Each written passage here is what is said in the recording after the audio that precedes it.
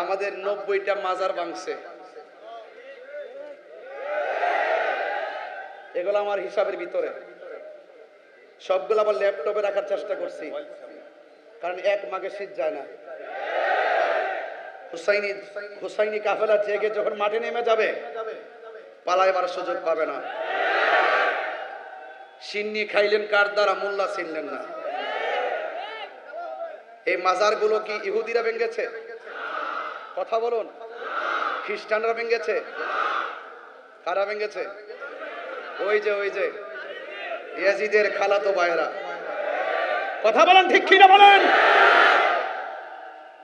মাইজভান্ডার দরবার থেকে দার্থহীন কণ্ঠে বলতে চাই, এই দরবারের আশেকরা যদি বাংলাদেশের যে কোনো মাঠে চ্যালেঞ্জ, মাঠে জায়গা দিতে পারবে না। সবাই ঐক্য থাকবেন। দরবারে বসে আওলাদে পাক মহোদয়দের জবান থেকে বারবার শুনেছি, তিনারা বলেছেন যে আহলে সুন্নাত ওয়াল জামাতকে এগিয়ে নিতে গেলে হিংসা বিদ্বেষ পরিত্যাগ করতে হবে। ঘরে মোট 3 বার বলেছেন। এই কথাটা আমি শুনেছি। এই বর্তমান সময়ে এই কয়েকটা জিনিস পরিত্যাগ করা খুবই জরুরি। আমি সব জায়গায় বলি, মাইনাস নয়, মেনেজ চাই, হিংসা মুক্ত সুন্নিয়ত চাই। আমাদের নিজেদের মধ্যে যদি কোনো সমস্যা থাকে, সমস্যা পরিলক্ষিত হয়, আমরা নিজেরা ঘরে বসে সমাধান করে নিব। বাতিলরা হাজার বিতর্ক করার পরও দিন শেষে তারা এক হয়ে যায়, আর আমরা এক হতে পারি না। এটা আমাদের জন্য দুর্ভাগ্য। আমাদের ঐক্য হওয়ার দরকার আছে না নাই? আরো বড় করে আছে না নাই? হুসাইনি চেতনা নিয়ে আমরা ইনশাআল্লাহ ঐক্য হয়ে যাব। কনসেপ্ট নতুন না, এটা কারবালা থেকে কনসেপ্ট। ওখান থেকে 2 ভাগ হয়ে গেছে।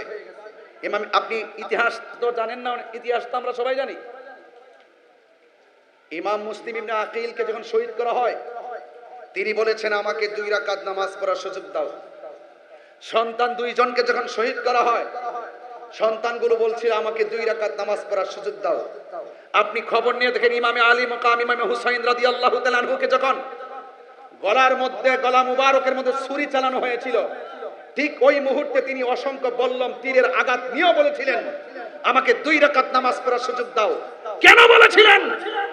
একটা মাত্র কারণে বলেছিলেন, কারণ ওই মাঠে তারাও নামাজ পড়েছে, তারাও ফুরাতের পানি দিয়ে উঁচু করেছে, তারাও আযান দিয়েছে, তারাও ইকামত দিয়েছে, তারাও জামাতে নামাজ পড়েছে।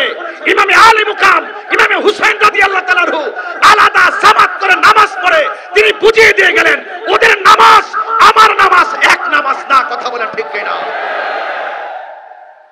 আমরা তো সেইভাবে বিভক্ত আছি। এটা থাকবে। এটা কি থাকবে? ওই মুনাফিক এখনো আছে না নাই?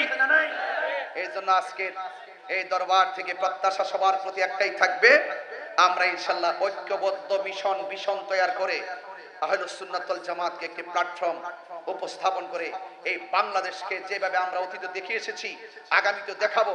এই দেশের মধ্যে একমাত্র শান্তিপ্রিয় দল আহলুস সুন্নাত ওয়াল জামাত। আহলুস সুন্নাত ওয়াল জামাত সন্ত্রাসীতে বিশ্বাসী নয়। অনেকের আওয়াজ আসতে হয়ে গেছে। আহলুস সুন্নাত ওয়াল জামাত সন্ত্রাসীতে বিশ্বাসী নয়।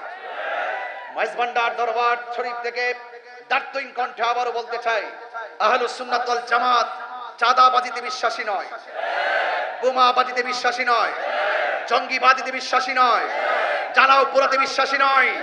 আহলুস সুন্নাত ওয়াল জামাত শান্তিতে বিশ্বাসী। আহলুস সুন্নাত ওয়াল জামাত কারো দালালি করে না। আহলুস সুন্নাত ওয়াল জামাত মদিনা ওয়ালার প্রেমের দালালি করে। কথা বলেন ঠিক কিনা?